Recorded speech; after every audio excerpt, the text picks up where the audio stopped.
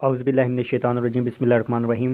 Welcome to honour sir. आज की हमारी इस वीडियो में आपके साथ एयरमैन के 2023 के जो टेस्ट हैं उनके एक्सपीरियंस शेयर करने जा रहा हूं। तो इस वीडियो में इंशाल्लाह ताला आपके साथ इंटेलिजेंस, वर्बल, नॉन वर्बल, उसके अलावा फ़िज़िक्स, इंग्लिश, मैथ और जितने भी दूसरे टेस्ट होते हैं तमाम के जो हैं कंबाइन 50+ MCQs आपके साथ शेयर किए जाएंगे। तो इस वीडियो को शुरू से लेकर आखिर तक देखिएगा। ये पार्ट नंबर 1 है। इंशाल्लाह ताला एक्सपीरियंस के रिलेटेड और भी मज़ीद इस चैनल पर वीडियोस अपलोड की जाएंगी और इसके अलावा जो वर्बल ट्रिक्स और नॉन वर्बल के हवाले से इंपॉर्टेंट सवाल और उनको हल करने की ट्रिक्स इस चैनल पे आपके साथ जो है अगली यही सीरीज़ में अपलोड की जाएंगी। तो उसके लिए इस चैनल को सब्सक्राइब कर लें ताकि तमाम जो वीडियोस हैं, शॉर्ट्स वीडियोस और लॉन्ग वीडियोस आप तक बआसानी पहुंच सकें और अपनी प्रिपरेशन करके आप अपने टेस्ट को आसानी से क्लियर कर सकते हैं। तो चलिए बिना टाइम ज़ाया के वीडियो का आगाज़ करते हैं। तो सबसे पहले जो सवाल है जो बहुत ज़्यादा रिपीट हो रहा है इस बार, the angle greater than 180 degree and less than 360 degree are called. तो 180 डिग्री और 360 डिग्री के जो एंगल होता है वो उसके दरमियान जो एंगल्स बनते हैं उनको क्या कहते हैं? उनको रिफ्लेक्सिव एंगल कहते हैं। उसके बाद अगला सवाल है जी, इंग्लिश का है, ही सैट नेक्स्ट डैश मी। तो यहाँ पे प्रेपोजिशन की बात की जा रही है। आपको ये इन्फॉर्मेशन के लिए बताता जाऊँ कि ये प्रेपोजिशन के जो MCQs हैं वो सबसे ज़्यादा जो इंग्लिश का पोर्शन है उसमें आते हैं। तकरीबन 6 से 7 जो है प्रेपोजिशन के सवाल आते हैं। तो इस प्रेपोजिशन को आपने लाजमी से अच्छी तरह करके जाना है। तो यहाँ पे जो है नेक्स्ट टू मी आएगा। तो यूनिट ऑफ करंट, करंट का जो यूनिट है एम्पेयर होता है। नेक्स्ट है सम ऑफ एंगल इज़ 90 डिग्री। तो वो जब तमाम एंगल्स की जो जमा है वो 90 डिग्री हो तो उसको कम्प्लीमेंट्री एंगल्स कहते हैं। इसके अलावा जो है सप्लीमेंट्री, अगर सम ऑफ एंगल्स के जो है 180 डिग्री हो तो सप्लीमेंट्री होगा। ठीक है। तो अगर 90 डिग्री सम ऑफ एंगल्स हो तो कम्प्लीमेंट्री, अगर 180 के बराबर हो जाए तो सप्लीमेंट्री होता है। नेक्स्ट जो सवाल है जी, this is the girl dash gave me car. तो यहाँ पे जो है क्या लगेगा जी? ये वो लड़की है जिसने मुझे, तो यहाँ पे जिसके के लिए जो इंग्लिश में वर्ड यूज़ होता है who. This is the girl who gave me a car.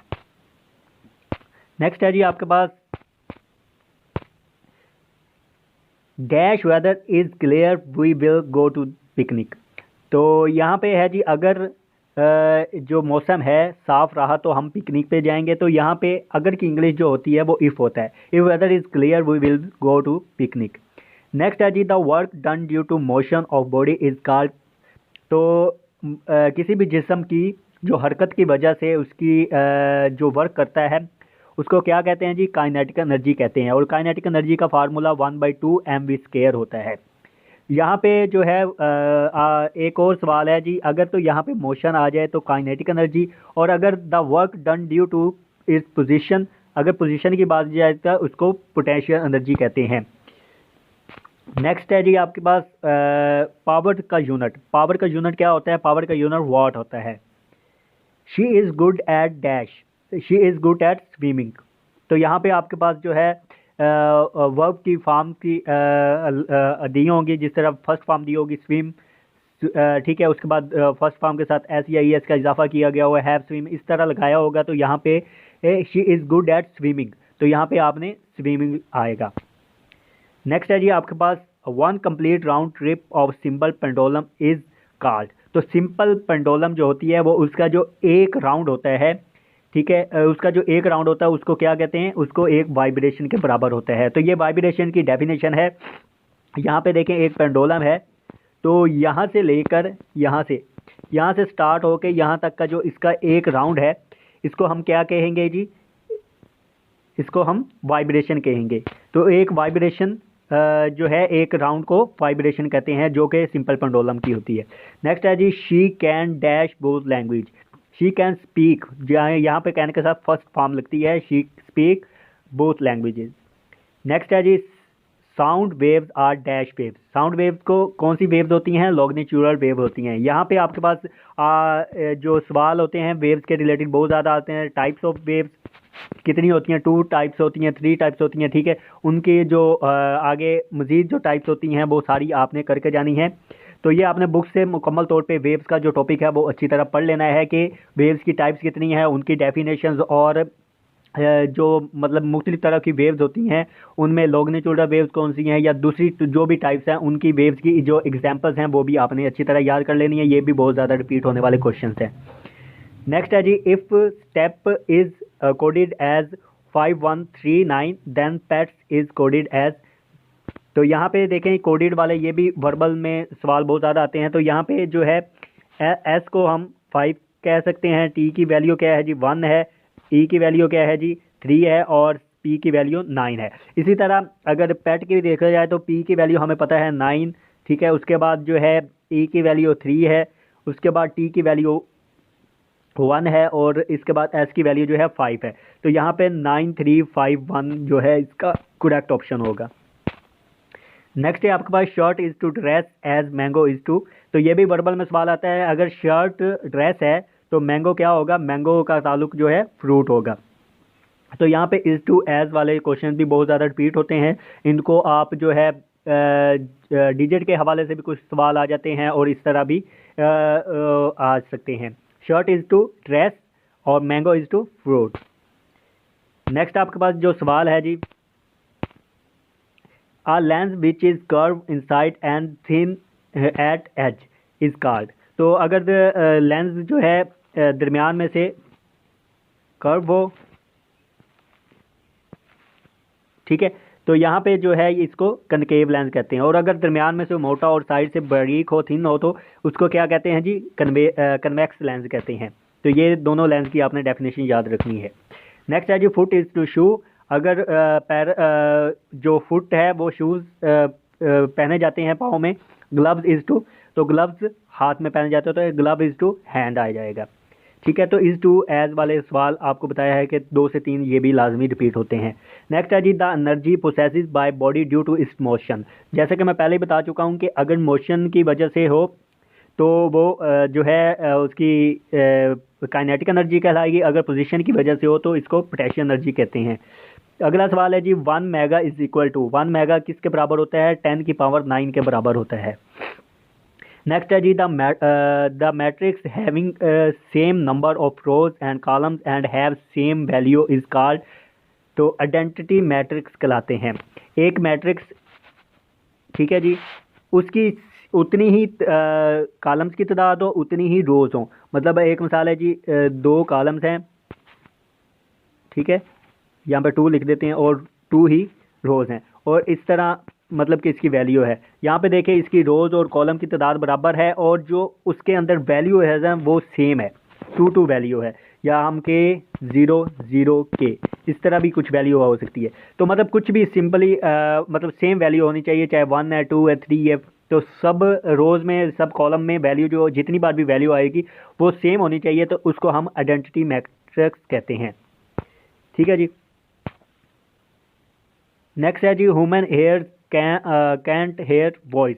तो जो इंसानी कान है उसकी जो सुनने की आवाज़ सुनने की लिमिट है वो 20 हर्ट्ज से लेकर 20,000 हर्ट्ज तक होती है। तो अगर तो लेस देन 20 हर्ट्ज होगी फिर भी नहीं सुन पाएगा, अगर 20,000 हर्ट्ज से ज़्यादा होगी तो फिर भी आवाज़ नहीं सुन सकेगा। नेक्स्ट है जी, the frequency higher than 20,000 hertz which create disturbance for normal human ear is called. तो अगर आपको मैं जैसे पहले बता चुका हूँ कि इंसानी कान जो है 20 हर्ट्ज से लेकर 20,000 हर्ट्ज तक की आवाज़ सुन सकता है। अगर 20,000 हर्ट्ज से ज़्यादा होगी तो वो उसके लिए डिस्टर्बेंस का बाइस बनेगी, जिसको हम शोर कहते हैं, ठीक है। नेक्स्ट आएगी यूनिट ऑफ पोटेंशियल एनर्जी या formula of potential energy, sorry, mgh। जिस तरह काइनेटिक एनर्जी का 1/2 mv² था, यहाँ पे mgh इसका फार्मूला होगा। नेक्स्ट आपके पास जो सवाल है जी, आई एग्री डैश यू। तो यहाँ पे प्रेपोजिशन का सवाल है जी। प्रेपोजिशन के सवाल भी बहुत ज़्यादा रिपीट होते हैं, तो यहाँ पे प्रेपोजिशन कौन सी लगेगी, I agree with you. Next है जी, the angle between 90 and 180 lie is. तो यहाँ पे जो 90 और 180 के दरमियान जो एंगल बनता है वो किस क्वाड्रेंट में बनेगा जी, वो सेकंड क्वाड्रेंट में बनेगा। तो इस तरह आप देख सकते हैं जी, यहाँ से 0, 90, 180, 270 और फुल सर्कल के बाद जो है 360 यहाँ पे बन जाता है, ठीक ठीक है। तो यहाँ पे देखें, इसको क्वार्टर नंबर 1 कहते हैं, इसको 2 कहते हैं, ये 3 क्वार्टर नंबर होता है, ये 4 होता है। तो यहाँ पे देखें 90 और 180 के दरमियान में जो एंगल बनेगा वो सेकंड क्वार्टर में होगा। इसी तरह 0 से लेकर जो 90 तक बनेगा वो फर्स्ट क्वार्टर में होगा। 180 से 270 के दरमियान थर्ड क्वार्टर में होगा। ठीक है जी। नेक्स्ट आपके पास जो सवाल है जी, डैश फॉर अ शॉवर। तो यहाँ पे क्या आएगा कि go for a shower, first form आएगी। नेक्स्ट है जी विच इज़ डिफरेंट। यहाँ पे आपके पास वर्बल के सवाल हैं जी, किलोमीटर, मीटर, उसके बाद फुट, लेंथ। तो यहाँ पे जो है डिफरेंट क्या है जी, लेंथ इज़ अ डिफरेंट। क्यों? बाकी तमाम जो यूनिट हैं मेजरमेंट के लिए, मतलब किलोमीटर भी, मीटर भी और फुट भी, तो ये सारे यूनिट हैं, और जो लेंथ है ये डिफरेंट यहाँ पे नज़र आता है। यहाँ पे अगला वर्बल का सवाल है जी 53, 53, 40, 40 और नेक्स्ट दो जो वर्ड हैं वो आपने डिजिट जो हैं वो आपने बताने हैं। तो यहाँ पे अगर देखा जाए तो 53 में से 30 माइनस किए, ठीक है, तो 40 आ गया। अब 40 में से 30 माइनस करेंगे तो आपके पास जो आंसर आएगा वो आपका करेक्ट होगा। तो यहाँ पे आपके पास जो आंसर है वो आता है 27। तो 40 में से जब 13 निकालेंगे, 13 नंबर निकालेंगे तो आपके पास 27 जो है आपका आंसर आ जाएगा। इक्वल मीन्स, इक्वल का जो सिनोनिम है मीन्स है इवन होता है। नेक्स्ट आपके पास जो सवाल है जी, a line pass through centre of circle. Circle के सेंटर से जो लाइन गुजरती है उसको क्या कहते हैं जी? इस तरह सर्कल है, अगर दरमियान में यहाँ पे अगर एक लाइन यहाँ से दरमियान से लेकर नीचे तक, इसको रेडियस कहते हैं, और पूरी जो लाइन है सेंटर में से अगर इस तरह पास हो रही है तो इसको हम जो है डायामीटर कहते हैं, और अगर साइड से गुजर रही है तो इसको सेकंड कहते हैं, और इसी तरह अगर बाहर से टच करके गुजर रही है तो इसको टेंजेंट कहते हैं। तो सर्कल के रिलेटेड जो है अगर आप यूट्यूब पे जाकर सर्च करते हैं हमारे चैनल को, या हमारी चैनल की प्लेलिस्ट में आके देखते हैं मैथ के रिलेटेड सवाल, या पिछले जो टेस्ट हैं उनके एक्सपीरियंस, और एयरमैन के रिलेटेड जो हमने पूरा कोर्स पिछले साल करवाया था, उसमें जो है सर्कल के रिलेटेड, ट्राईएंगल के रिलेटेड और बाकी जितने भी हैं तमाम कॉन्सेप्ट समझाए गए हैं, जो कि टेस्ट में बहुत ज़्यादा सवाल जिसके रिलेटेड आते हैं, वो तमाम कंसेप्ट उन वीडियोस में समझाए गए हैं। बाकी मज़ीद जो है मैं शॉर्ट्स वीडियो जो आपको मैंने बताई है कोर्स में आपके साथ शेयर करूंगा, उसमें जो है सर्कल पे भी एक मुकम्मल डिटेल वीडियो बन जाएगी, इस तरह ट्राइंगल्स पे भी, और तमाम जो भी मतलब के मैथ और फिजिक्स और तमाम बाकी सब्जेक्ट हैं उनके रिलेटेड जो भी होंगी शॉर्ट्स और लॉन्ग वीडियो आपको मिल जाएंगी। बाकी मज़ीद जो है अगर आपका टेस्ट जल्दी है तो आप जो है हमारे चैनल पे जाएं, प्ले लिस्ट में जाके आपको एयरमैन के एक्सपीरियंस की प्ले लिस्ट, बाकी कोर्स आपको मिल जाएगा, और इसके अलावा मैथ, फिजिक्स, इंग्लिश तमाम के जो है सवाल वहाँ पे मिल जाएंगे। तो नेक्स्ट सवाल है जी, triangle in which at least one angle is 90। तो ऐसी ट्राईएंगल जिसमें एक एंगल लाजमी 90 डिग्री का हो तो उसको राइट एंगल कहते हैं, राइट ट्राईएंगल कहते हैं। तो जैसा कि मैं अभी बता चुका हूँ, जिस तरह सर्कल के रिलेटेड हमने वो मैथ वाले पोर्शन में बताया है, मैथ वाली प्लेलिस्ट में बताया, इसी तरह ट्राईएंगल का भी उस प्लेलिस्ट में मुकम्मल तौर पे डिटेल से बताया गया है कि आपने ट्राईएंगल के रिलेटेड किस तरह के सवाल आ सकते हैं और आपने किस तरह इनको याद रखना है, तमाम ट्रिक्स और जो है सवाल भी इंपॉर्टेंट वहाँ पे बताए गए हैं, तो आप लाजमी उसको विजिट कीजिए। नेक्स्ट है जी आपके पास which is the synonym of word cheat. तो चीटर का जो सिनोनिम होगा इम्पोस्टर होगा। नेक्स्ट है जी आपके पास वर्बल का सवाल है 2, 3, 5, 8 और 13। तो इसका जो नेक्स्ट है जी 21 आएगा। तो यहाँ पे क्या किया गया है जी, जब वर्बल के रिलेटेड इस तरह सवाल आ जाते हैं तो आपके पास कुछ तरीके होते हैं वर्बल, इसी तरह जिस तरह प्ले लिस्ट हमारे पास वर्बल भी पड़ी हो उसमें भी ट्रिक्स बताए गए हैं कि आपने जो है सीरीज़ के रिलेटेड सवाल किस तरह हल करने हैं, या बाकी भी जो क्लॉक के रिलेटेड आते हैं उनको किस तरह हल करना है। तो यहाँ पे जो इस तरह के सवाल होते हैं इनके आमतौर पे 2 से 3 ट्रिक्स याद रखनी होती हैं। पहले को दूसरे में प्लस करना होता है, या देखना होता है दोनों में कितना डिफरेंस है, कितना प्लस हो रहा है। तो यहाँ पे 1 प्लस किया, फिर 2 प्लस किया, फिर यहाँ पे 3 प्लस किया। यहाँ पे अगर इस सीरीज़ को देखते हैं तो 4 प्लस होना चाहिए, लेकिन यहाँ पे 5 आ गया, तो ये इस पर नहीं चल रहा। तो यहाँ पे देखें जी, अगर हम 2 और 3 को प्लस करते हैं तो यहाँ पे 5 बन जाता है, और 3 और 5 को प्लस करते हैं तो 8 बन जाता है, 5 और 8 को प्लस करते हैं तो 13 बन जाता है। इसी तरह 8 और 13 को प्लस करते हैं तो 21 बन जाता है, जो कि हमारा करेक्ट आंसर होगा। तो पहले वाले जो 2 हैं उनको प्लस करते जाएं तो नेक्स्ट जो है 1 हमारे पास मिलता जाएगा। 2 और 3 को प्लस किया तो आपके पास आ गया 5, 5 और 3 को प्लस किया 8 आ गया। ठीक है जी, 8 और 13 को प्लस किया तो आपके पास 5 और 8 को प्लस किया 13 आ गया, 13 और 8 को प्लस किया तो आपके पास 21 आपका आंसर आ जाएगा। तो ये इस तरह हल होंगे। नेक्स्ट है जी he has dash living here for 2 month. तो यहाँ पे आपके पास जो है ही हैज़ लिविंग, यहाँ पे टेंस समझने की ज़रूरत है। यहाँ पे अगर फर्स्ट फॉर्म के साथ ING और हैज़ हैव लगा हो तो हैज़ बीन हैव बीन आ जाता है, जो कि आपके पास जिस तरह भी यहाँ पे देखें फॉर सिंस फॉर का भी इस्तेमाल किया गया हो तो आपको ये याद रहना चाहिए कि हैज़ हैव बीन यहाँ पे आपको लगेगा। तो ये पहली निशानी है जी फॉर, और उसके बाद हैज़ हैव के साथ जो अगर फर्स्ट फॉर्म के साथ ING लगा हो तो ये प्रेजेंट परफेक्ट कंटिन्यूस टेंस होता है। ठीक है, तो यहाँ पे इसको आपने याद रखना है, तो यहाँ पे बीन लग जाएगा, हैज़ बीन हैव बीन का यूज़ किया जाएगा। नेक्स्ट है जी आपके पास हीट ट्रांसफ़र मेथड। तो हीट के ट्रांसफर मेथड कितने होते हैं? 3 मेथड होते हैं हीट के। The process by which the purity of metal is identified. तो एक मेटल की जो प्योर है, कितनी प्योर है, उसकी आइडेंटिफिकेशन के लिए जो मेथड यूज़ किया जाता है, जो प्रोसेस यूज़ किया जाता है, उसको हम अर्शिमिदेस कानून कहते हैं। ठीक है, उसके बाद है जी the rate of flow of charge is called. तो एक चार्जेस का जो फ्लो होता है उसका फ्लो का रेट जो है उसको हम क्या कहते हैं जी? करंट कहते हैं। एक जगह से जो है चार्जेस के बहाव को हम क्या कहते हैं? करंट कहा जाता है। तो ये करंट की डेफिनेशन है।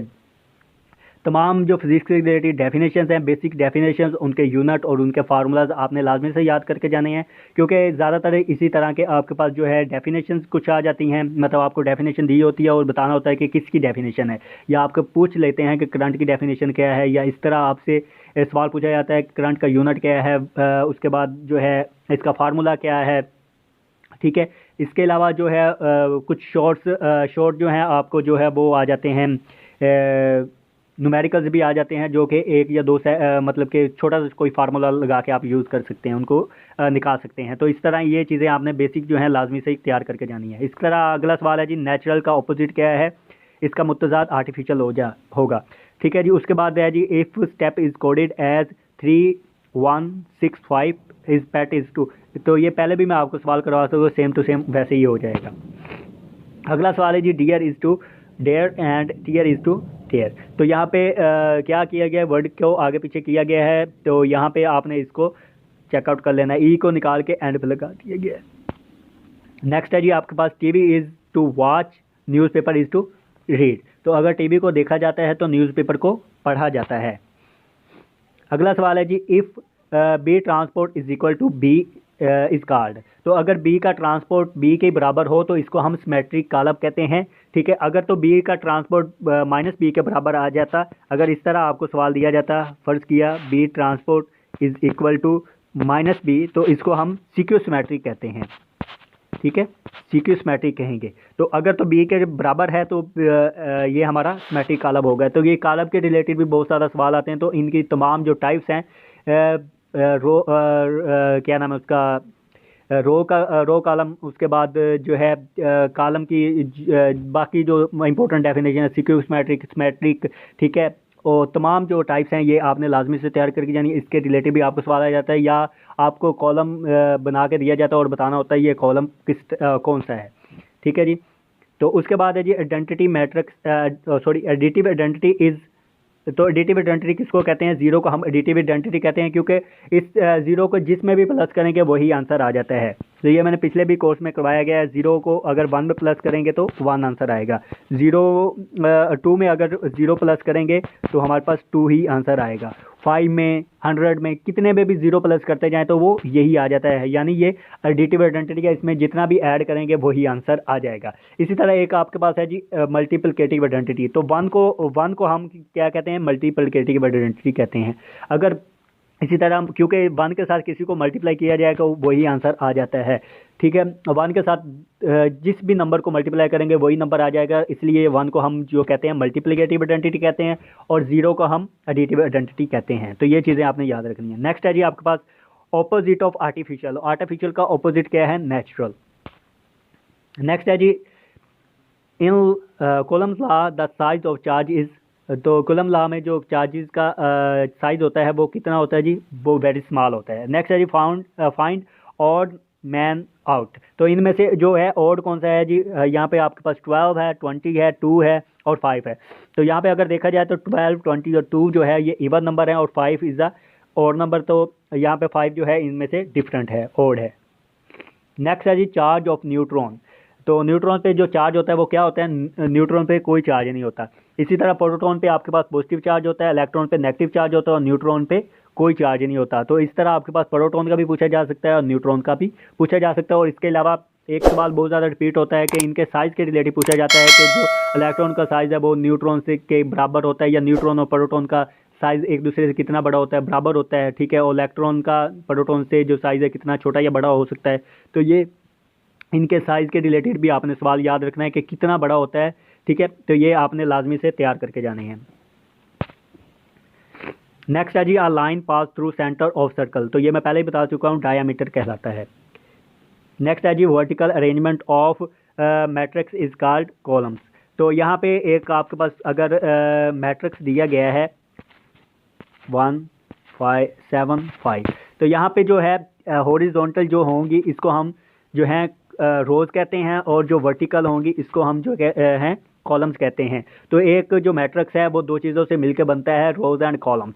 जो हॉरिजॉन्टल होती हैं उनको रोज़ कहते हैं और जो वर्टिकल होते हैं उनको कॉलम्स कहा जाता है। नेक्स्ट है जी आपके पास tan is equal to 1/cot। तो ये जो आपके जो ट्रिग्नोमेट्री के रिलेटेड तमाम सवाल हैं, tan की वैल्यू क्या होती है, साइन किसके बराबर होता है, कोस किसके बराबर होता है, ठीक है, कोट किसके बराबर होता है, कोसिकेंट किसके बराबर है, सीकेंट किसके बराबर होता है, ये तमाम आपने तैयार करके जानी है। इसके रिलेटेड भी बहुत ज़्यादा सवाल पूछा जाता है। नेक्स्ट है जी आपके पास एनर्जी का यूनिट क्या होगा, एनर्जी का यूनिट जाउल होता है। उसके बाद अगला सवाल है ऑपोजिट ऑफ एक्सपेंसिव। एक्सपेंसिव का मतलब जो होता है महंगा होता है, तो इसका ऑपोजिट यानी इसका मुतजाद जो होगा वो चीप होगा यानी सस्ता। नेक्स्ट है जी नेवी का हेड क्वार्टर कहाँ पे है, navy head quarter location is Islamabad. Next है जी एंड इज द, एंड क्या है जी आपके पास कंजंक्शन है। इस तरह आपने पार्ट ऑफ स्पीच जो है तमाम 8 के 8 तैयार करके जाते हैं। तो उनमें से जो प्रेपोजिशन है उसके बहुत ज़्यादा सवाल आ जाते हैं। उसके बाद आपके पास verbal verb adverb adjective conjunction interjection, ये तमाम के एक आधा सवाल पूछा जा सकता है। तो इन तमाम को आपने लाजमी से तैयार करके जाना है। इंग्लिश के टॉपिक्स मैं इंग्लिश वाले पार्ट में बता चुका हूँ, आपने टेंसेज, पार्ट ऑफ स्पीच, ठीक है। उसके बाद जो है एक्टिव पैसिव वॉइस, और उसके बाद नरेशन जो है, ये तमाम चीज़ें जो हैं बेसिक हैं, ये लाजमी से आपने तैयार करके जानी है। और ये इनमें से लाजमी से सवाल आपसे पूछा जाता है। तो यही सवाल थे, तकरीबन ये 50+ सवाल हैं। तो इस पार्ट में इतना ही। उम्मीद करता हूँ आपको तमाम सवाल जो हैं समझ आ गए होंगे। फिर भी किसी सवाल में अगर कोई गलती या कोई आपको डाउट होता है तो वो आप कमेंट सेक्शन में पूछ सकते हैं, इंशाल्लाह आपका क्लियर किया जाएगा। मज़ीद जो है नेक्स्ट पार्ट में और भी आपके साथ जो है सवाल शेयर किए जाएंगे। और बाकी जो है पिछली जो टेस्ट के एक्सपीरियंस हैं, जो पिछले साल टेस्ट हुए, तो उनके एक्सपीरियंस देखने के लिए और जो हमारा पिछले साल कोर्स था तमाम देखने के लिए आप हमारी प्लेलिस्ट को विज़िट कर सकते हैं। तो मिलते हैं नेक्स्ट वीडियो में, तब तक के लिए अल्लाह निगहबान, खुदा हाफिज़, अस्सलाम वालेकुम व रहमतुल्लाहि व बरकातुहू।